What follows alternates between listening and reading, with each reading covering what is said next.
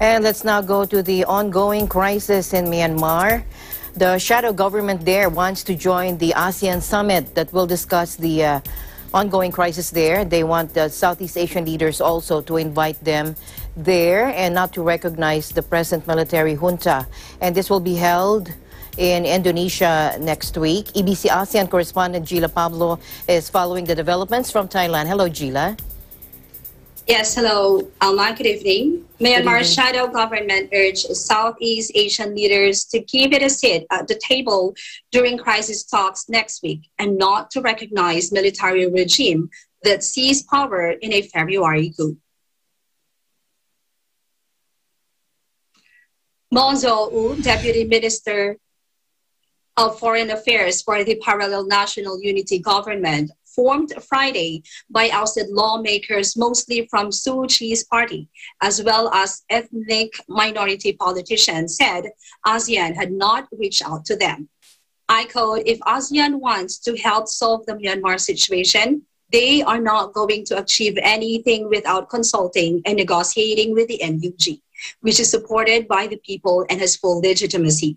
It's important that this military council is not recognized.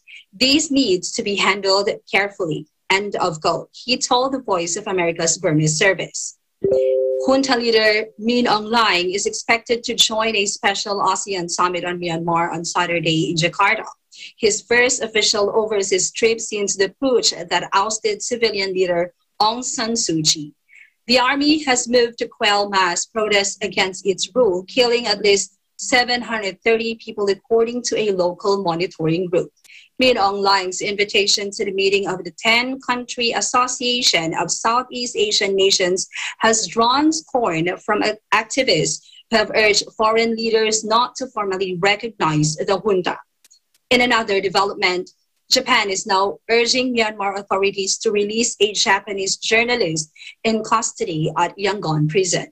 Freelance reporter Yuki Kitazumi is one of the list 65 reporters arrested during the junta's crackdown on anti-coup protests. He was detained on Sunday, and the Japanese embassy spokesman confirmed that he was transferred overnight from a police watch house to the insane prison. According to an AFP report, Kitazumi hasn't been charged yet, and diplomats are now seeking permission to visit him in jail. Just an added information, Alma.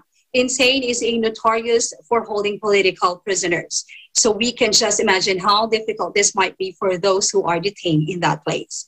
And in addition, this is actually the second time Kitazumi has been detained since the coup. In February, he was beaten up and briefly held in custody during a crackdown on protesters, but was later released. At least 34 journalists and photographers remain in custody across Myanmar, according to the monitoring group reporting ASEAN.